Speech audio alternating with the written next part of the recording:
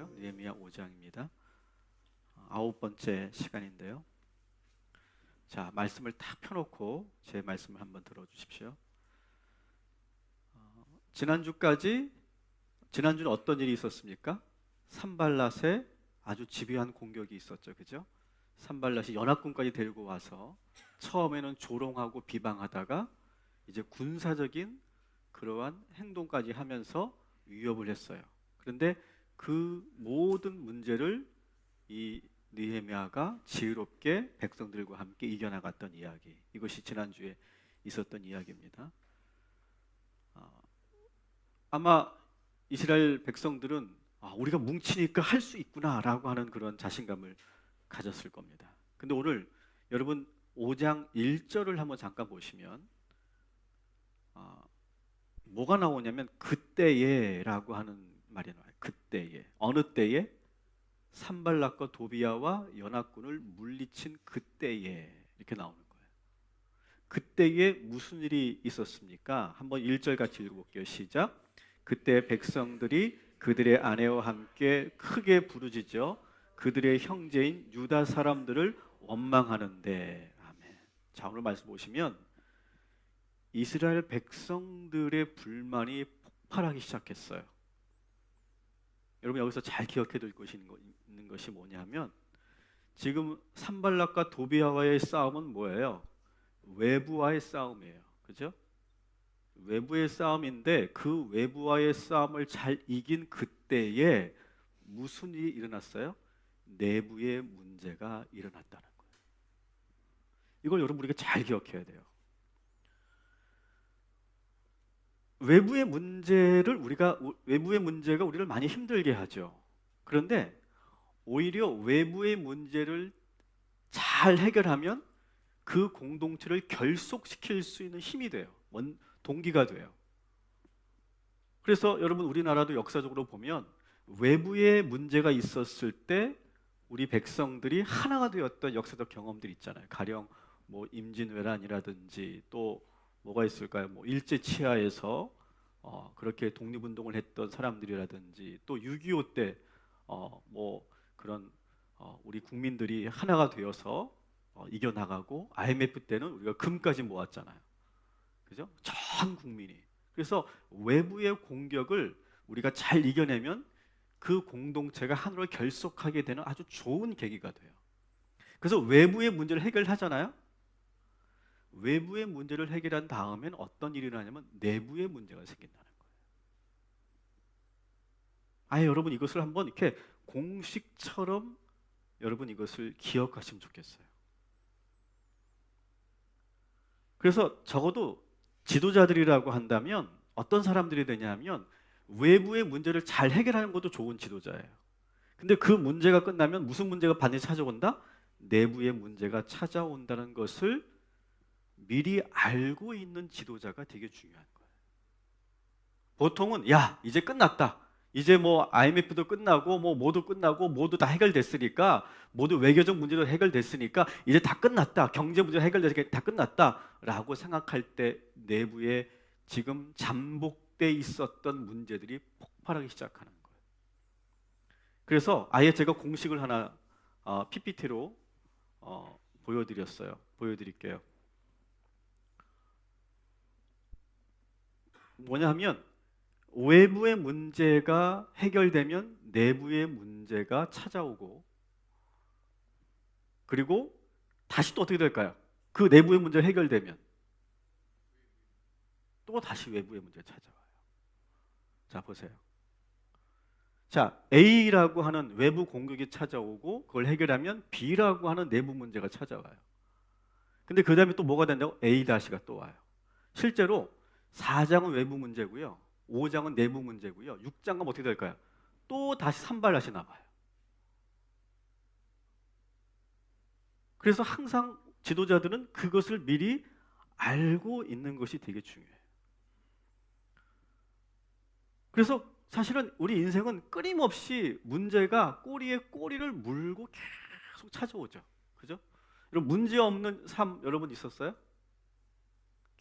계속 이게 해결되면 또 다른 문제가 찾아오고 이걸 또 해결하면 또 다른 문제가 찾아오고 왜 내 인생은 이 모양일까? 근데 다 그렇게 살고 있는 거예요, 여러분. 나만 그렇게 재수 없고 운이 없는 게 아니라 사실은 우리 모두가 다 그렇게 살고 있어요. 그렇죠? 동의하시죠? 여러분, 이것이 나라도 그렇고요, 교회도 그렇고요, 가정도 그래요. 우리 개인도 그래요. 여러분, 신앙생활을 제가 가지고 예를 들어 볼까요? 신앙생활을 하는데 내가 신앙적으로 너무너무 힘들어, 지금 다니는 교회가. 그래서 정말 그것을 힘들어 하다가 내가 교회를 다 옮겼어요. 어떻게 보면 그것이 지금 그 문제를 해결하는 하나의 방법 중에 하나겠죠. 근데 그 교회를 새롭게 옮긴 교회에서 너무 좋아, 막 은혜가 넘쳐. 그런데 그러면 그걸로 끝날까요? 또 다른 문제가 기다리고 있더라는 거예요. 그러니까 여러분 기억하세요. 우리 동탄 꿈의 교회가 이상한 교회라 여러분 시험 드는 게 아니라 그렇다는 거예요. 다 그렇다는 거예요. 그걸 여러분들이 기억하세요. 아, 이 교회 이상해가 아니라 우리의 신앙의 여정도 그렇구나. A의 문제가 해결되면 B가 찾아오고, B의 문제를 해결하면 다시 A 다시 혹은 C, 새로운 문제, 그런 것들이 계속 찾아오는 거예요.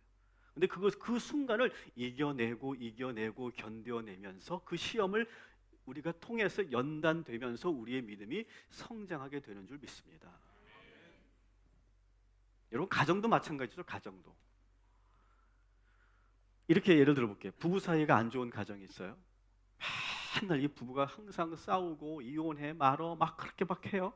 근데 갑자기 남편이 퇴직을 당했어요, 강제로. 어떻게 해야 돼요? 먹고 살 문제가 지금 급하잖아요. 그러니까 그 이슈가 생기니까 부부가 다시 하나가 돼요. 왜? 먹고 살아야 되니까. 그래서 막 치킨집을 해요. 치킨집을 했는데 너무 잘 돼요. 막 대박이 났어요. 그러면 끝날까요? 또 다시 부부 문제가 또 시작돼요.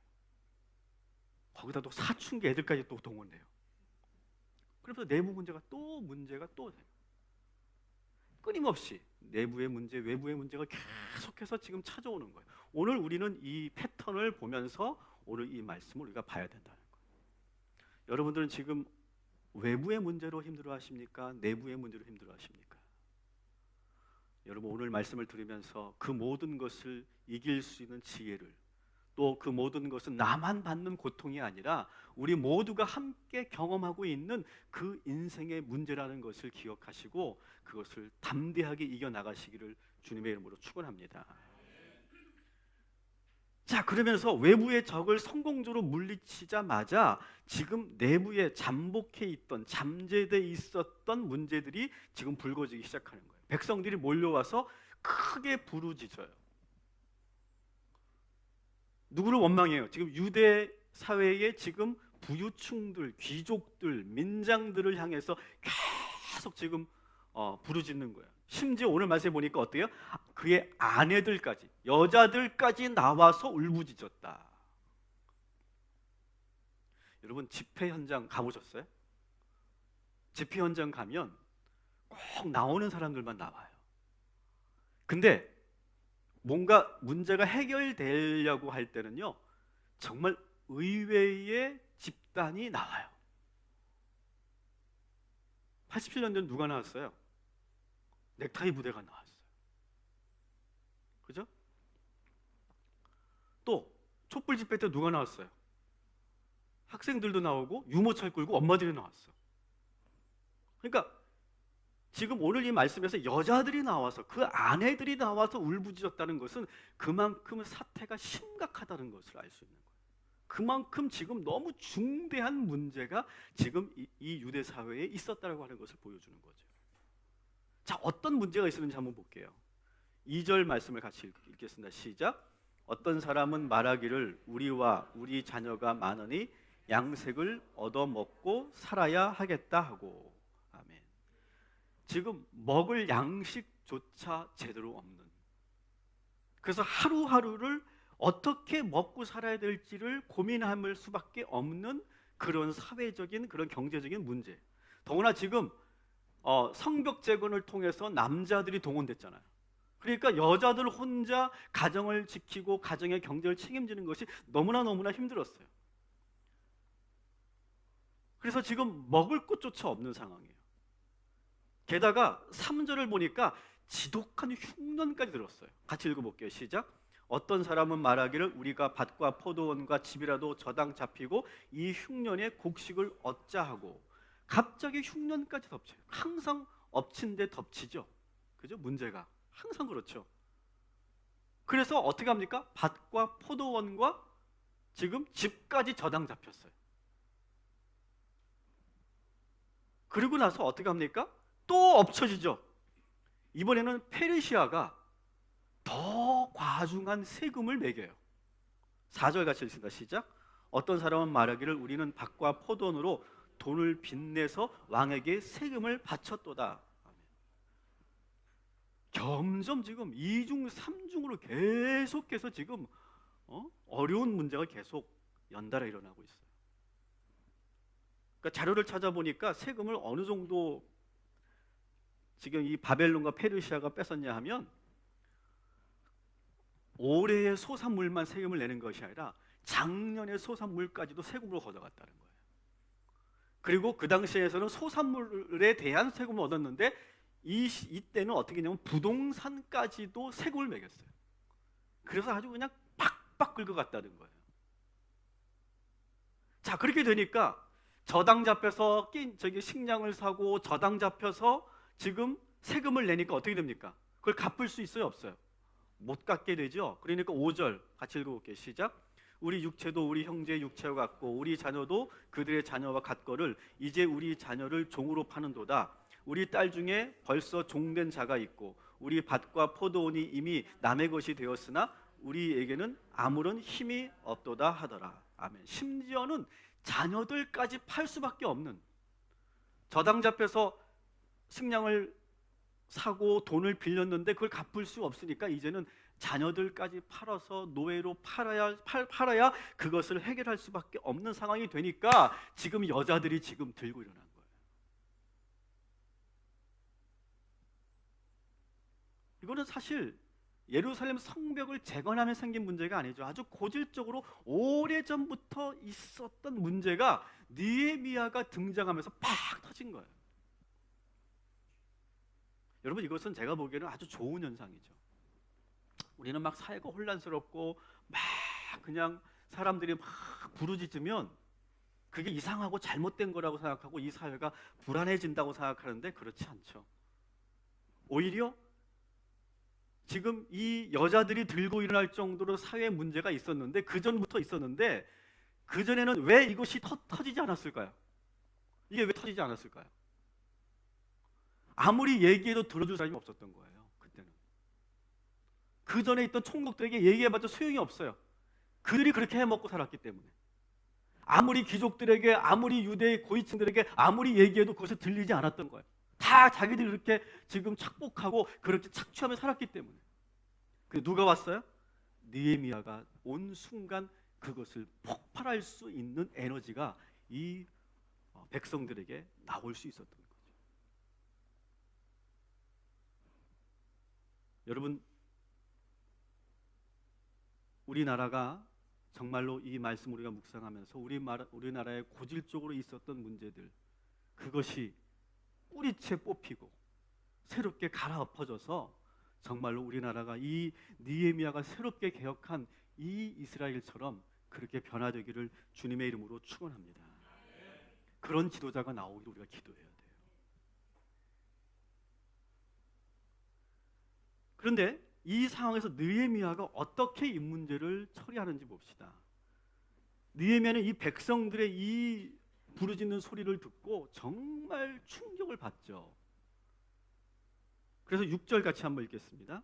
내가 백성의 부르짖음과 이런 말을 듣고 크게 노하였으나, 이 말을 듣고 충격을 받은 거예요. 이런 문제가 있는지 사실은 온 지 얼마 안 됐기 때문에, 더구나 성벽 재건하는 문제에 지금 중심에 있었기 때문에 사실 이러한 보이지 않는 그런 잘못된 관행들이 있었는지를 몰랐던 거예요. 근데 그 사실을 듣고 그 여자들의 그 울부짖는 소리를 듣고 어떻게 합니까? 크게 노하였다 이렇게 되어 있어요.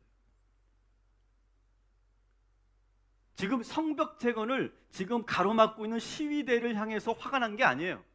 지금 이렇게까지 나와 울부짖는 아낙네들을 보면서 화가 난 거예요. 얼마나 지금 문제가 심각하고 얼마나 고통스러우면 이렇게 여자들까지 나와서 이렇게 부르짖어야 하는가. 여러분 이 세상은 이런 거룩한 분노를 통해서 변화되는 줄 믿습니다. 여러분 역사가 어떻게 바뀌었습니까? 여러분 우리가 역사를 공부해 보면 정의가 실현되고 자유와 인간의 존엄성과 인권이 만들어지고 이 모든 것들이 저절로 된 게 아니에요. 그 당시에 분노가 있었기 때문에, 그 거룩한 분노가 있었기 때문에 그 거룩한 분노를 통해서 폭발하고 그것을 통해서 문제 제기를 하면서 이 사회가 바뀌어 갔어요. 지금 오늘 이 한 사람 느헤미야가 크게 분노하고 있다는 사실, 이것이 우리들에게 저는 너무나 중요한 도전이 되는 말씀이라고 생각해요. 지금 화가 난 게 뭐예요? 지금 땅을 저당 잡히고 고리의 이자를 받아요. 지금 이 귀족들이.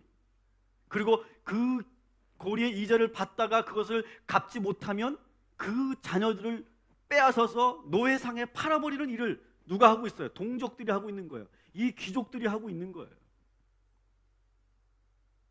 여러분 흉년은 어쩔 수 없잖아요. 그죠? 흉년은 어쩔 수 없고 페르시아가 빼앗아가는 세금은 어쩔 수 없어요. 아닥사스다한테 대들 수 없잖아요. 하지만 우리 민족들끼리까지는, 우리 민족들만은 서로가 그러면 안 되는 건데 오히려 더 민족들이, 더 동포들이 그 백성들을 괴롭히는 거예요.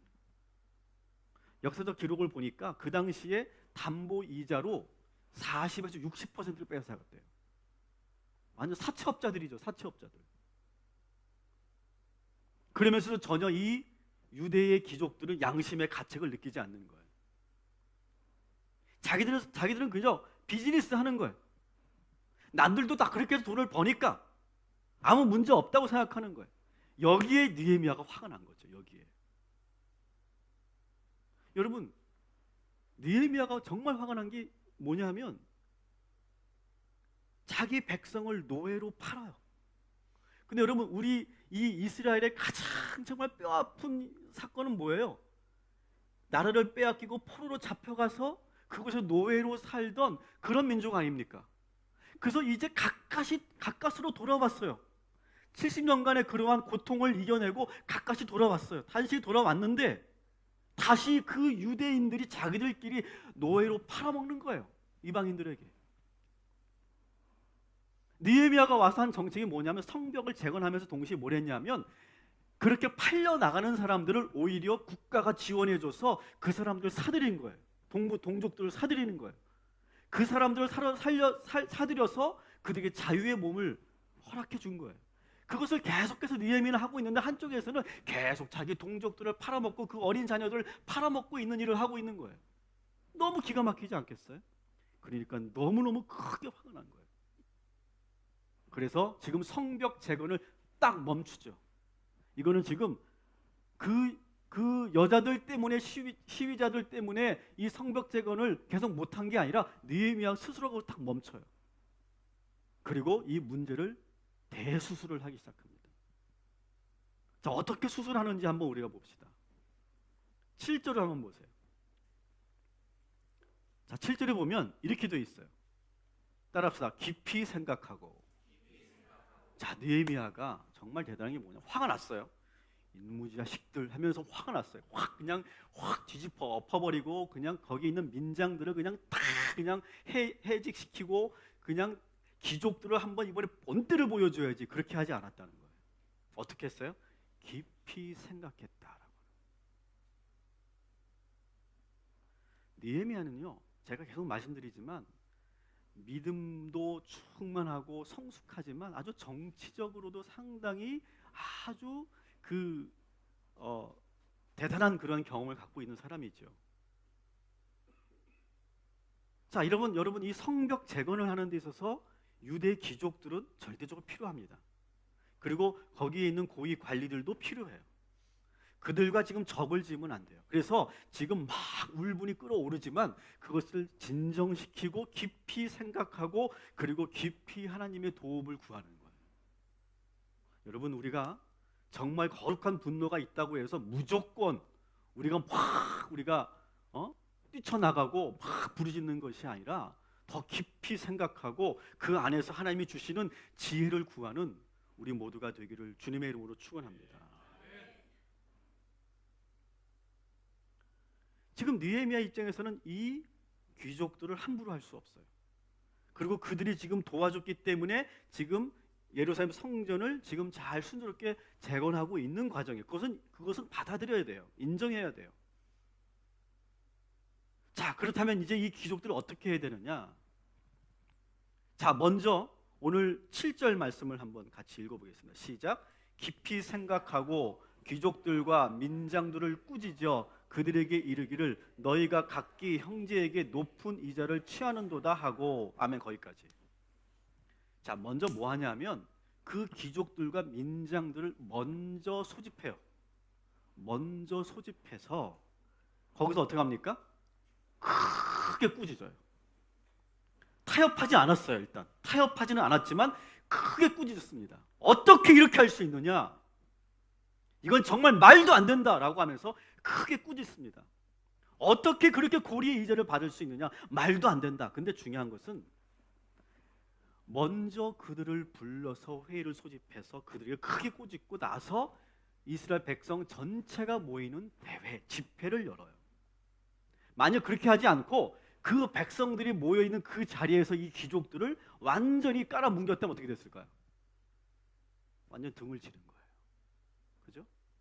그렇기 때문에 먼저 그들의 명예도 존중해 주면서, 그렇지만 분명하고 단호하게 귀족들에게 꾸짖고 그러고 나서 전체 집회를 열어요. 전체 집회를 연 후에 그때 많은 사람들에게 연설을 하기 시작해요. 대화를 지금 내놓기 시작합니다. 어떻게 하느냐? 8절 같이 읽겠습니다. 시작. 그들에게 이르기를 우리는 이방인의 손에 팔린 우리의 형제 유다 사람들을 우리의 힘으로 다하여 도로 찾았거늘 너희는 너희 형제를 팔고자 하느냐? 더구나 우리의 손에 팔리게 하겠느냐 하매 그들이 잠잠하여 말이 없기로. 뭐예요? 따라합시다. 사람을 사람으로 보아야 한다. 지금 이 동족을 동족으로 봐야 되는데 뭘로 보는 거예요? 돈으로 보는 거예요. 돈으로. 물질로 보는 거예요. 이용해 먹고 뜯어 먹고 그리고 내가 마음대로 해 먹을 수 있는 그런 대상으로 보는 거예요. 오늘 우리 사회가 지금 그게 문제 아니겠습니까? 인간을 인간으로 보지 못해요. 우리 젊은이들을 젊은이로 보지 못해요. 다 이용해 먹고 뽑아 먹고 그리고 버려버리는 그러한 타락한 인간 이해를 가지고 있어요. 오늘 우리 사회가. 이 당시도 마찬가지였어요. 그 어린 자녀들이 노예로 보이는 거예요. 팔아서 돈을 얻을 수 있는 그러한 재화 정도로 보는 거예요. 얼마나 이 사회가 타락했는가를 보여주는 거죠. 여러분, 그 당시 사회만 그렇습니까? 오늘 사회도 마찬가지 아니겠어요? 여러분, 사람을 사람으로 볼 수 있는 그 눈과 마음만 있다면 우리나라는 희망이 있는 줄 믿습니다. 그러면서 그 말을 하니까 아무도 거기에 문제 제기를 못해요. 감히. 너무나 맞는 말이잖아요. 그러면서 더 아주 직접적인 말을 합니다. 9절 같이 읽겠습니다. 내가 또 이르기를 너희 소용이 옳지 못하더라. 우리의 대적 이방 사람의 비방을 생각하고 우리 하나님을 경외하는 가운데 행할 것이 아니냐. 아멘. 정말 또 느헤미야가 화가 났던 것은 뭐냐면 자기들끼리 돈놀이하고 자기 동포들끼리 자기들끼리 돈놀이하고 자기들끼리 저당 잡고 또 거기서 못 갚으면 노예로 팔아먹고 하는 것을 누가 보고 있어요? 밖에 이방인들이 보고 있는 거예요. 참 과간도 아니다 그렇게 보고 있는 거예요. 그리고 또 이 귀족들은 또 어떻게 해요? 막 그리고 돈을 재산을 막 불려놓고 성전에 가서 뭐 하는 거예요? 또 거룩하게 또 제사를 드리는 거예요. 또 그걸 또 누가 보고 있어요? 이방인이 보고 있는 거예요. 참 저들이 믿는 하나님도 대단하다.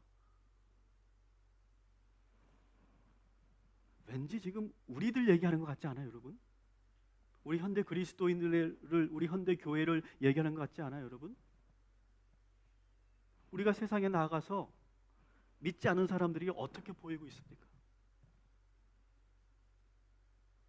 우리는 그런 말 많이 듣죠. 믿는 것들이 더해. 그런 말 우리가 많이 듣죠. 이건 정말 잘못된 거죠.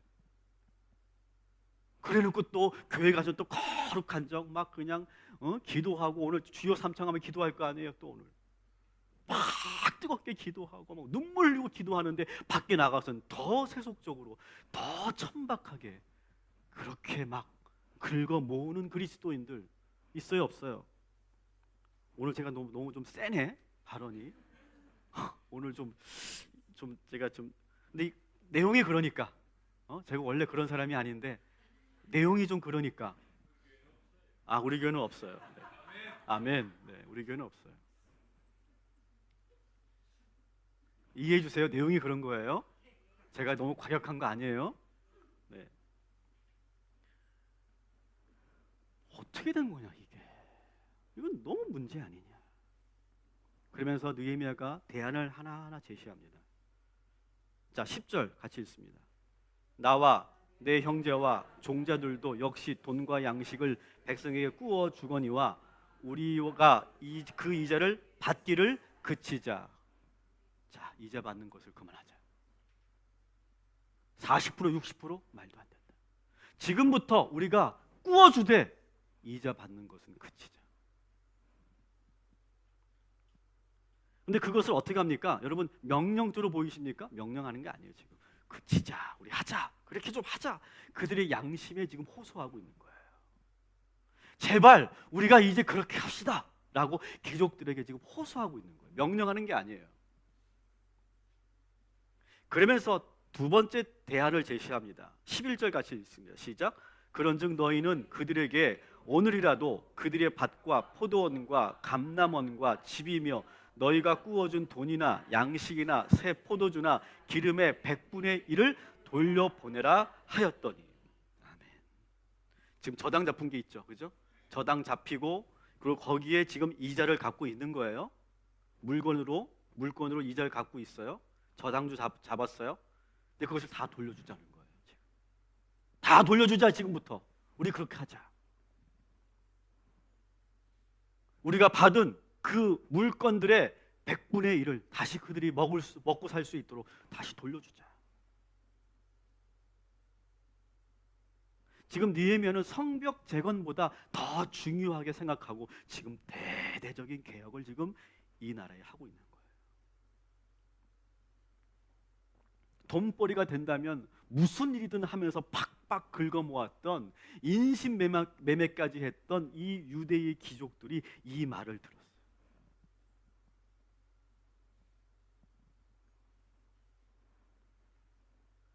자, 이 말을 여러분, 우리가 이 느헤미야의 이 대안을 우리나라에서 했다면 어떻게 될까요? 지금 우리나라에서 얼토당토 없는 이야기죠. 그죠?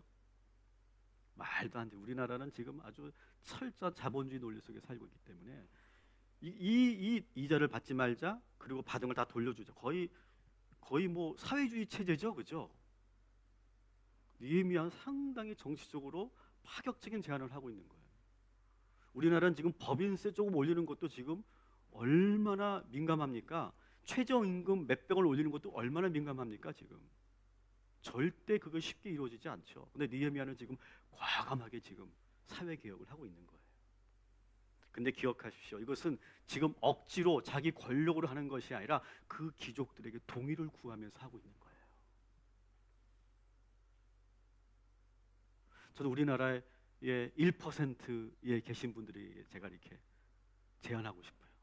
이 설교를 유튜브로 보고 있을 우리나라의 1%, 물론 맵살을 안 보겠지만 그래도 혹시 본다면 정말 이 느헤미야의 개혁에 동참하는 우리나라의 그런 상류층, 그런 기업가들 되기를 축원합니다. 이건 제가 명령하는 게 아니라 동의를 구하는 거예요. 부탁을 드리는 거예요. 자, 그런데 오늘 이 귀족들의 반응이 어떤지 보세요. 12절 같이 읽겠습니다. 그들이 말하기를 우리가 당신의 말씀대로 행하여 돌려보내고 그들에게서 아무것도 요구하지 아니하리이다. 박수 한번 칩시다. 여러분, 너무 시원하죠. 옛날 이야기지만 우리나라에 이런 일이 일어나면 정말 우리 국민들이 얼마나 행복할까요? 근데 왜 그랬을까? 이 귀족들이, 이 민장들이 왜 그랬을까? 제가 보기에는 이 사람들은 여러 가지가 있었지만, 물론 좋은 의도도 있었지만 다 계산기를 두드려 봤을 거라고 생각해요. 계산기를 두드려 보니까, 여러분, 오늘날 이 자본주의 사회가 지금 계속 경제의 악순환이 걸리는 이유가 뭡니까? 점점 빈부의 격차가 심해져요. 기업은 대량 생산을 계속해서 제품을 만들고 있어요. 근데 일반 대중은 어떻습니까? 점점 소득이 줄어들면서 소비 욕구가 줄어들고 있어요. 이거 누가 살 거예요? 이 자동차 누가 살 거며, 이 공산품은 누가 살 거예요? 지금 우리나라 지금 40대 40대 계층들은 지금 최악의 소비, 그다음에 최악의 소득이라잖아요. 그죠? 저도 요즘에 옷을 안 사요. 저도 뭐 지금 돈을 안 써요. 여러분도 돈 안 쓰죠? 꽉 붙잡고 있죠? 쓸 돈도 없죠, 사실. 쓸 돈이 어디 있어 지금? 사교육비로 다 나가는데 우리 집은 쓸 돈도 없어요. 소비 욕구가 줄어들었는데 기업에서 아무리 좋은 제품 만들면 뭐 하겠어요? 이럴 때면 어떻게 해야 돼요? 기업들이, 고위층들이 과감하게 개혁을 해야 돼요. 그래서 그 분배가 제대로 이루어질수록 해야 자기들도 다시 또 경기 호황을 얻는 거잖아요. 지금 이 귀족들은 그것을 다 보고 있는 거예요. 아마 느헤미야가 그것을 설득해냈을 거라고 저는 생각해요. 그래서 그것을 흔쾌히 그것을 동의하는 거예요. 그리고 또 이 귀족들이 동의를 안 할 수밖에 없는 이유가 또 있죠. 느헤미야가 먼저 그렇게 살았어요. 지금 제가 드리는 말씀부터는 혹시 여기 고위공직자들 계세요? 혹시 그 4급 이상 우리 권사님이 이제 공무원이셨는데 잘 들었으면 좋겠어요. 우리 고위공직자들. 오늘 또 이 유튜브 설교를 듣고 있는 우리 4급 이상의 우리나라의 고위공직자들, 오늘 이 말씀을 꼭 들었으면 좋겠어요. 느헤미야가 어떻게 했는지 보십시다. 느헤미야가 했던 그 행동을 이 귀족들이 알고 있기 때문에 거절할 수가 없었어요. 자, 14절 한번 같이 읽습니다. 시작. 또한 유다 땅 총독으로 세움 받은 때 곧 아닥사스다 왕 제20년부터 제32년까지 12년 동안은 나와 내 형제들이 총독의 녹을 먹지 아니하였느니라. 아멘. 여러분, 총독의 이 녹은 누가 해결해 주는 거예요? 그 땅의 백성들이 해결해 주는 거예요. 다시 말하면 유대 땅에서 그 녹을 해결해 줘야 되는 거예요. 근데 그 녹을 받지 않았다. 몇 년 동안? 12년 동안 아예 받지 않았다. 총독은요, 원래 그 점령지에 들어가서 백성들이 그 점령지에 들어간 총독에게 살해를 하고 녹을 부담하는 것은 당연한 거예요. 이건 합법이에요, 합법. 느헤미야가 지금 그 녹을 받는 건 합법이에요. 합법인데도 그걸 하지 않았다는 거예요. 저는 이게 참 저에게도 도전이 되는 것 같아요. 우리 모두가 저는 도전 받아야 될 말씀이라고 생각해요. 합법이지만 그렇게 하지 않았어요.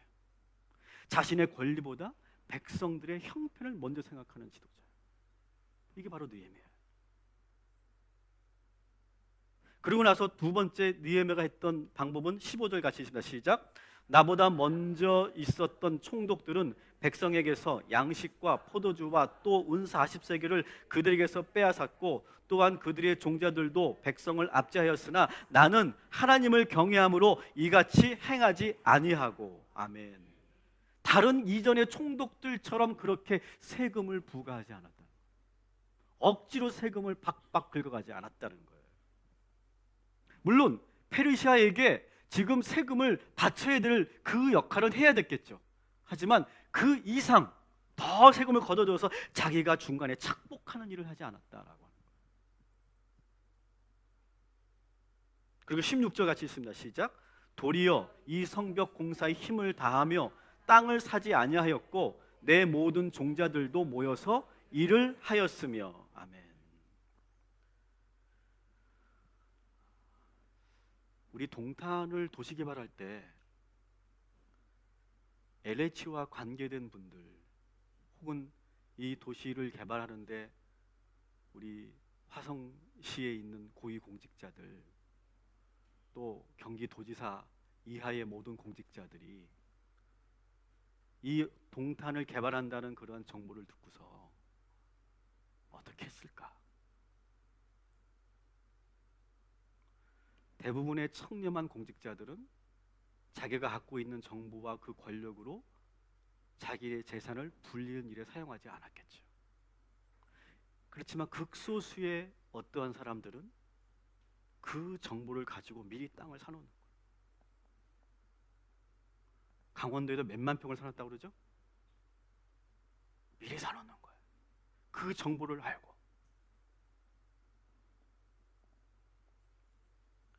여러분, 그렇기 때문에 고위공직자들은 얼마든지 자기의 재산을 불려나갈 수가 있어요.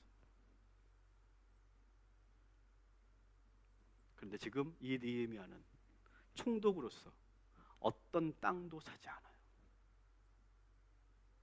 모든 도시 계획과 모든 정책들을 다 알고 있었지만 그것을 이용해서 나는 나의 개인의 부를 축적하지 않았다라고 하는 거예요. 저는 우리 공직자들이 정말 이러한 양심을 꼭 지킬 수 있는 공직자들 되기를 우리가 함께 기도해 주시기를 주님의 이름으로 축원합니다. 그리고 느헤미야가 어떻게 합니까? 17절 18절 읽습니다. 시작. 또 내 상에는 유다 사람들과 민장들 150명이 있고 그 외에도 우리 주위에 있는 이방 족속들 중에서 우리에게 나온 자들이 있었는데 매일 나를 위하여 소 한 마리와 살찐 양 6마리를 준비하며 닭도 많이 준비하고 열흘에 한 번씩은 각종 포도주를 갖추었나니 비록 이같이 하였을지라도 내가 총독의 녹을 요구하지 아니하였으면 이 백성의 부역이 중함이었더라. 아멘. 다시 말해 이게 뭐예요? 판공비와 공적 자금을 함부로 사용하지 않았다는 거예요. 그가 총독이었기 때문에 그의 식솔들과 또 그가 관리해야 될 그 많은 그런 부하들이 있었고 직원들이 있었어요. 그리고 총독이었기 때문에 많은 외부에서 많은 사람들이 이 느헤미야를 만나기 위해서 외교적으로 많이 왔을 거예요. 그들을 대접해야 하고 접대해야 됐을 거예요.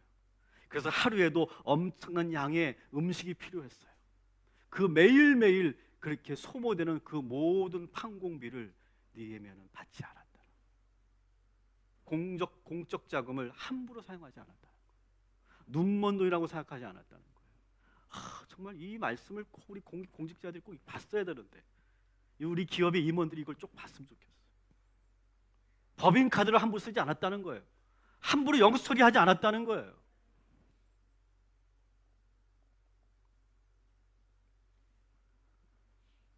그러면서 그는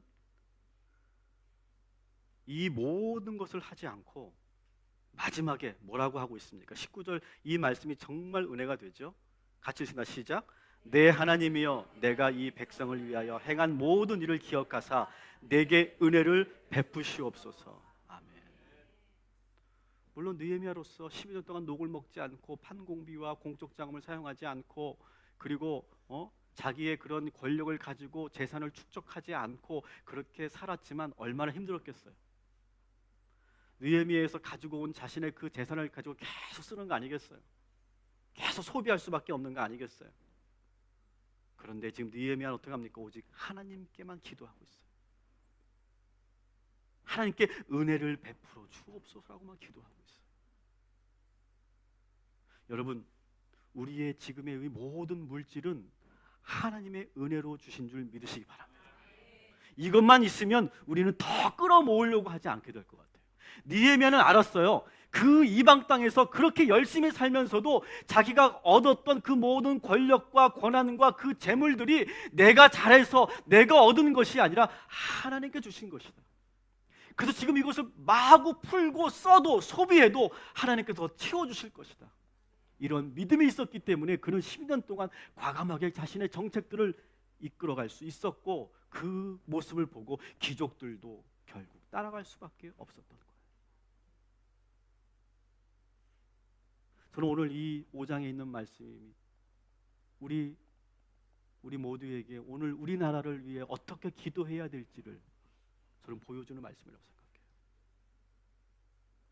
우리나라 대한민국 느헤미야 같은 지도자가 나오고, 그러면서 잠재되어 있었던 그 잘못된 관행들이 다시 개혁되고, 거룩하고 성숙한 분노가 일어나서 하나님의 능력으로 모든 것이 새롭게 개혁되고, 그리고 우리나라의 고위 공직자들과 그리고 1%에 있는 상류 계층들이 자발적으로 스스로 그 분배를 잘 이뤄갈 수 있도록 노력하고, 우리 모든 나라가 다 잘 살 수 있는 나라, 그러면서도 그 희생으로 인해서 정말로 손해보았던 모든 것을 다 하나님의 은혜로 간절히 구하는 나라, 그런 나라가 되기를 주님의 이름으로 간절히 축원합니다. 말씀을 정리합니다. 다시 말씀드릴게요. 외부 문제가 끝나면 반드시 내부 문제가 찾아옵니다. 다 끝났다고 안심하지 마세요. 그렇지만 반드시 우리는 그 문제를 해결할 수 있게 될 줄 믿습니다. 또 찾아올 수 있어요. A-가. 괜찮아요.